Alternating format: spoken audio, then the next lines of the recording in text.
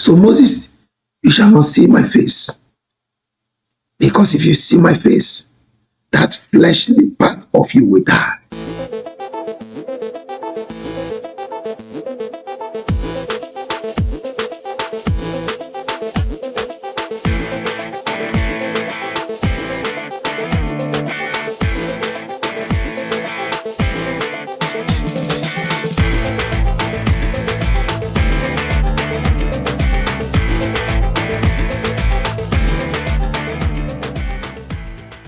Good morning, good afternoon, good evening, good night, wherever you're tuning into this channel, Oneverse on YouTube. Let me welcome you officially to week 46 in the year of 2024, still in the month of November. Thank you for always stopping by to watch our video. And today we just want to make this brief verse and give a little detailed explanation about it. And so the video is going to be brief, so please watch till the end. And it's an interesting verse today that we're talking about, Exodus chapter 33, verse 20.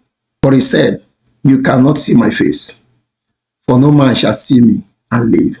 Can we bow our hearts in prayer? Father, we want to thank you for this opportunity.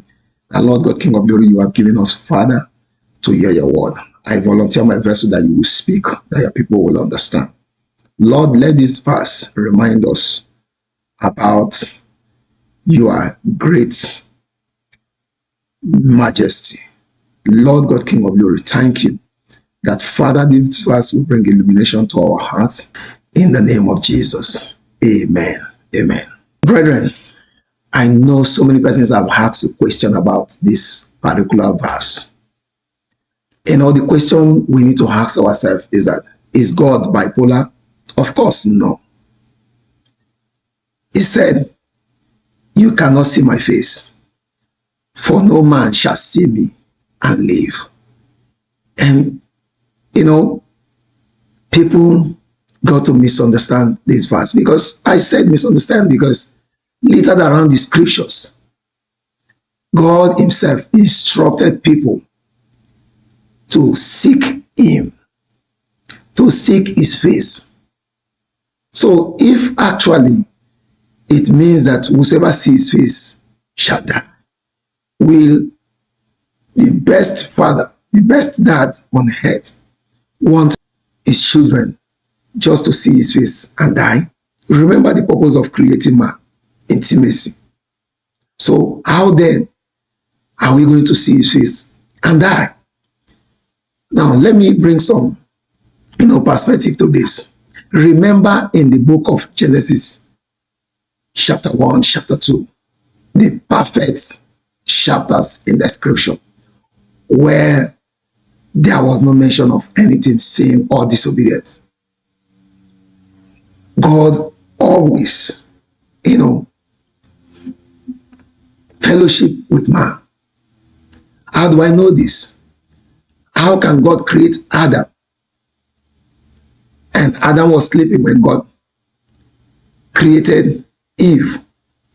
And Adam just woke up and knew the name of Eve. And the Bible said God brought every animal he created to Adam, and Adam named them. And those names were approved because those were the original name God gave to those animals. So in the perfect chapters 1 and 2, the fellowship of man with God was without any barrier.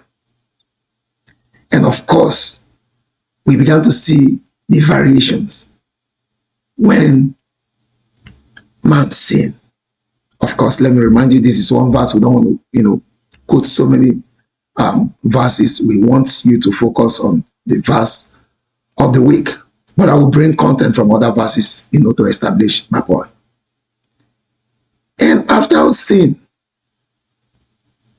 after when there was disobedience, the Bible said God was walking likewise the way he used to walk. But this time around, Adam was hiding. Why? There was a verdict. The day you eat this fruit, you will surely die. And people were like, okay, Adam ate the fruit, and Adam was still living, Adam still gave birth to his children. No. What God meant is that, remember, man was God in an earthen vessel. So we talk about the tripartite nature of man, the spirit, the soul, and the flesh, the body. Of course, you know, man was the only being that have soul. Because after God created man, the Bible says God breathed into him and he became a living soul. So man was a unique, being that have a soul. So the spirit, of course, we know, is God living in the body.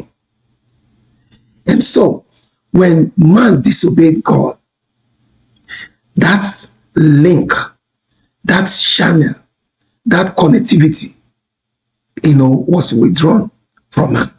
So it takes man to be reborn again, to be born again, to be able to revive that spirit. Whatsoever you give yourself to, that is why it's so easy.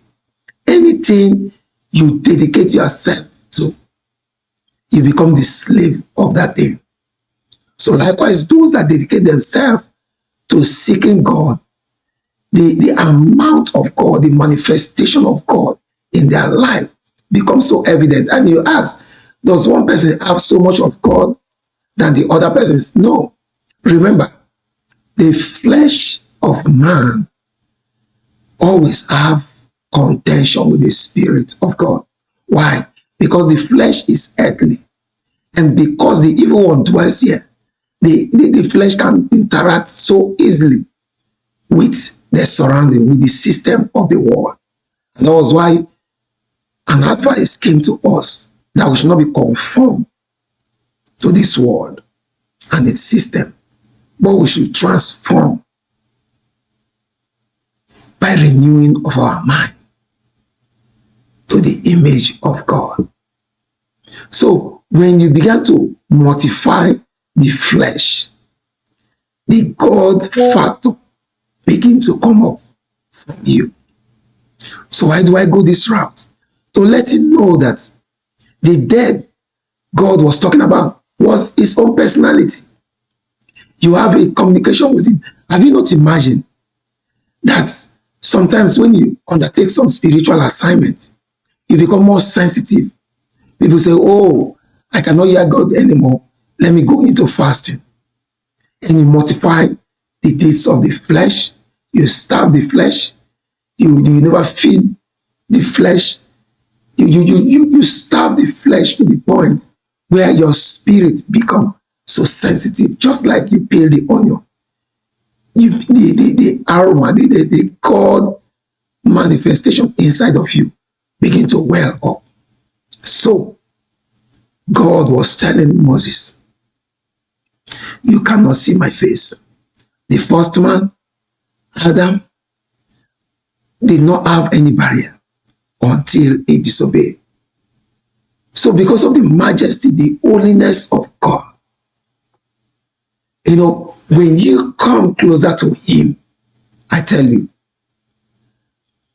you become more and more emitting the presence of God, because his presence rub off of you.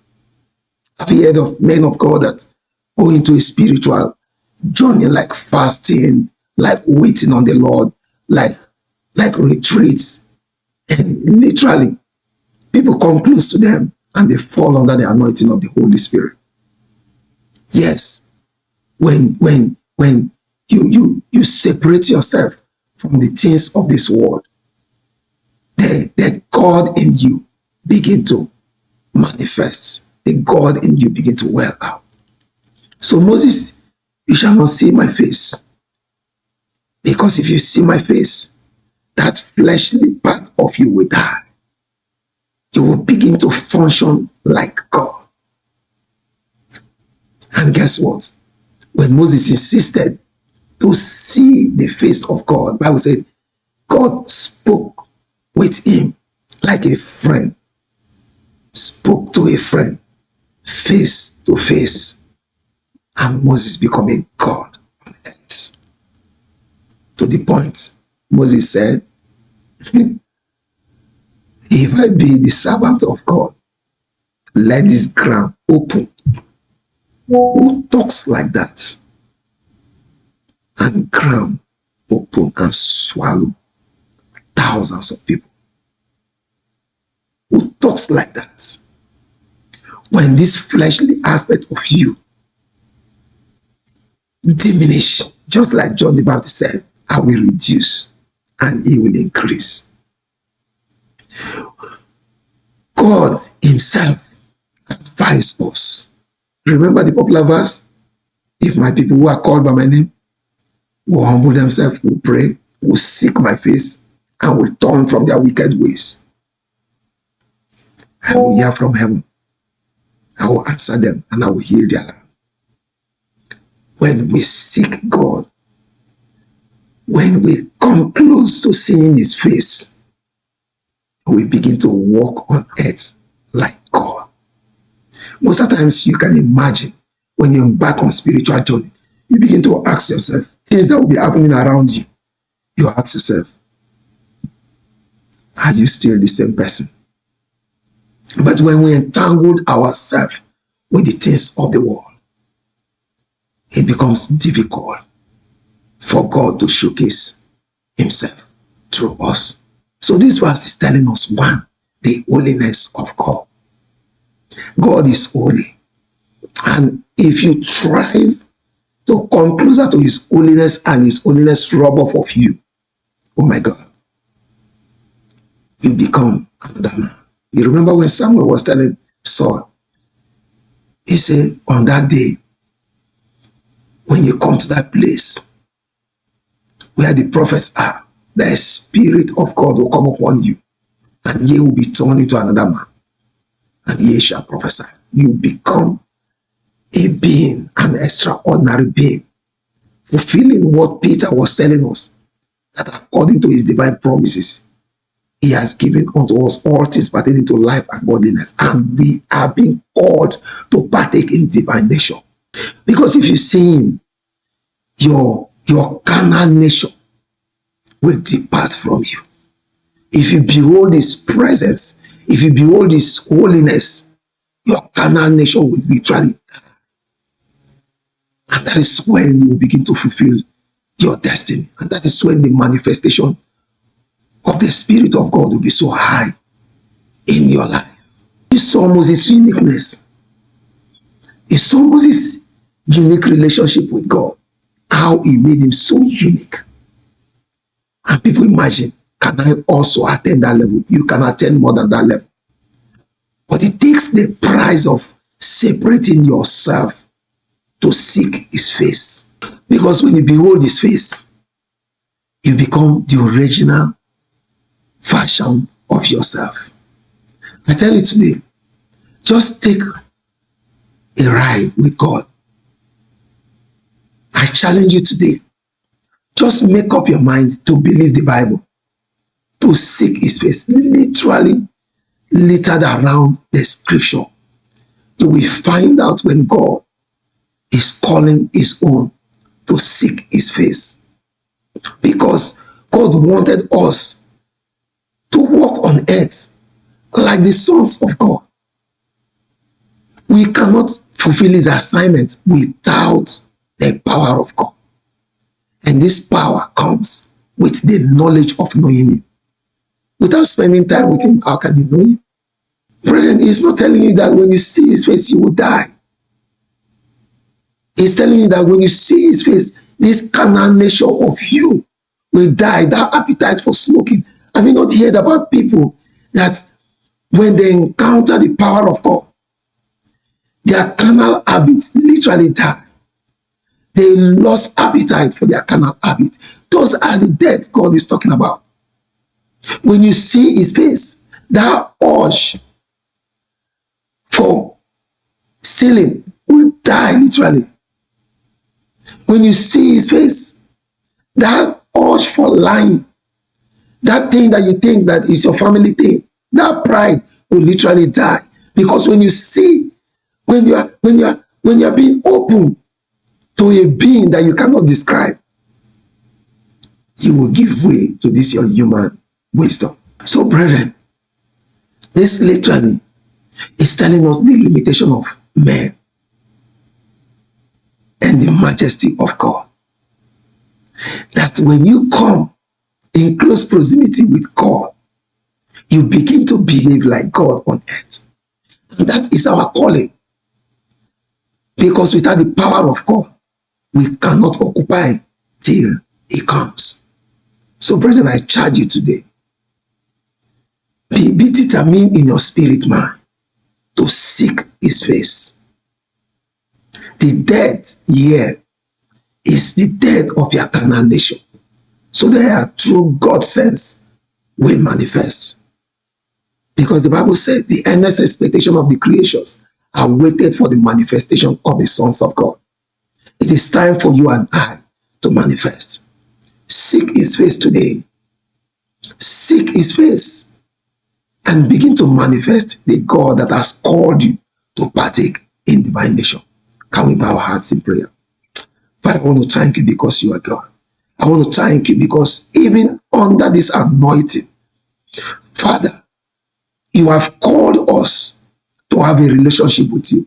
And I am so optimistic that as my brethren, as we partake in the holy calling of waiting upon you, that will be transformed into the God nature that you have called us to be, so that we can occupy on this earth till you come. Thank you, Abba Father. In the mighty name of Jesus, I pray. Amen.